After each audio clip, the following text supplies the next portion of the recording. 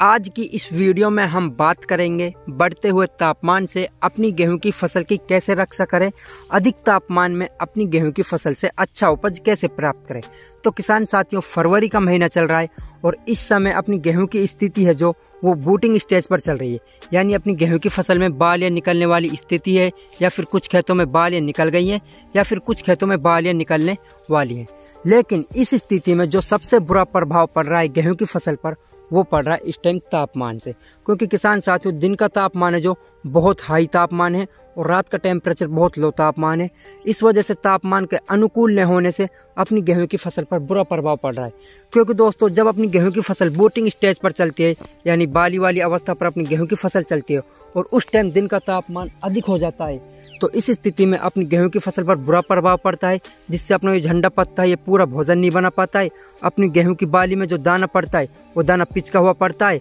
हल्का दाना पड़ता है और गेहूं की बालियों में दानों का पूरा भराव नहीं हो पाता है। तो किसान साथियों, इस संकट से बचने के लिए हमें गेहूं की फसल में क्या करना चाहिए, क्या नहीं करना चाहिए, कौन कौन से फर्टिलाइजरों का हमें गेहूं की फसल पर छिड़काव करना चाहिए, किस तरह से गेहूं की फसल का हमें मैनेजमेंट करना चाहिए, आज की इस वीडियो में हम बात करने जा रहे हैं। चलिए किसान साथियों, अब हम वीडियो को स्टार्ट करते हैं। लेकिन उससे पहले आप हमारे चैनल पर नए हैं तो चैनल को जरूर सब्सक्राइब कीजिए, जिससे आपको हमारी कृषि संबंधित वीडियो देखने को मिले। और वीडियो को सबसे ज़्यादा शेयर कीजिए, ज़्यादा से ज़्यादा शेयर करोगे तो अपने किसान भाइयों का फायदा हो सके। तो किसान साथियों, आज 17 फरवरी है, फरवरी का महीना चल रहा है और इस टाइम का तापमान देखा जाए तो दिन का तापमान है जो 25 डिग्री से ऊपर चल रहा है। लेकिन किसान साथियों, गेहूं की फसल के लिए जो तापमान की आवश्यकता होती है वो दिन का तापमान जो होता है 20 से 22 डिग्री तक तापमान होता है, उसको अपनी गेहूं की फसल सहन कर सकती है। उससे ऊपर अपना तापमान जाता है तो उसको अपनी गेहूं की फसल सहन नहीं कर सकती है। तो किसान साथियों, अब 25 डिग्री से ऊपर तापमान चल रहा है, जो सीधा इफेक्ट पड़ता है उस तापमान का अपनी गेहूं की बाली पर पड़ता है,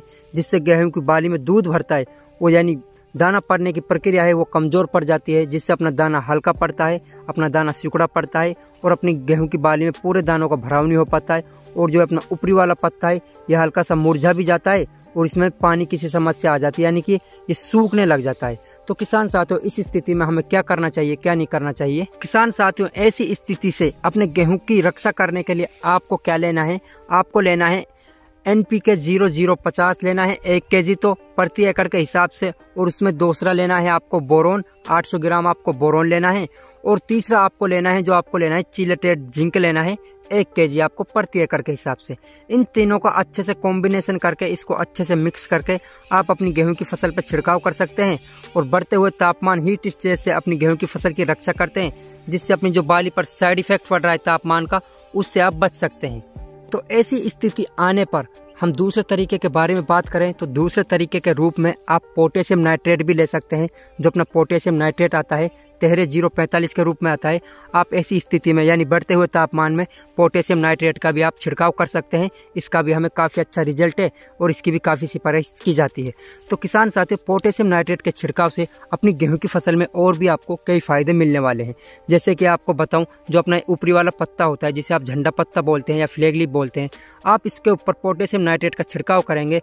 तो जिससे ये अपना पूरा भोजन प्राप्त कर लेगा, और जो भोजन ये प्राप्त करेगा वो सारा भोजन बालियों की तरफ विकसित कर देगा, बालियों की तरफ ये मोड़ देगा, जिससे अपनी बालियों में पड़ने वाला दाना है उसका साइज इंक्रीज होगा, दानों की संख्या बढ़ेगी और बाली में पूरे दानों का भराव होगा। और सबसे बड़ी बात यह है कि जब बाली में दाना पड़ेगा उसमें दानों में सबसे ज्यादा प्रोटीन की मात्रा पोटेशियम नाइट्रेट से बढ़ती है। तो किसान साथियों, पोटेशियम नाइट्रेट का छिड़काव करना भी अपनी गेहूं की फसल के लिए बहुत ज्यादा जरूरी होता है। इससे अपनी गेहूं की फसल में अच्छी उपज हमें मिलती है। गेहूं की फसल के लिए ऐसी स्थिति आने पर, यानी कि जब अपनी गेहूं की फसल है जो बूटिंग स्टेज पर चलती है, बालें निकलने वाली अवस्था पर चलती है, इस स्थिति में जब अपनी गेहूं की फसल तापमान का सामना कर रही है, तापमान का उस पर बुरा इफेक्ट पड़ रहा है, तो इस स्थिति में आपको गेहूं की सिंचाई पर भी विशेष ध्यान देना चाहिए। गेहूं में आपको प्रॉपर नमी बनाए रखनी है, जिससे आप गेहूं में प्रॉपर नमी बनाए रखोगे तो आप जो हीट स्टेज अधिक पड़ रहा है, तापमान का अधिक प्रभाव पड़ रहा है, तो उस तापमान को आप थोड़ा कम कर सकते हो और अपनी गेहूं की फसल को कहीं ज़्यादा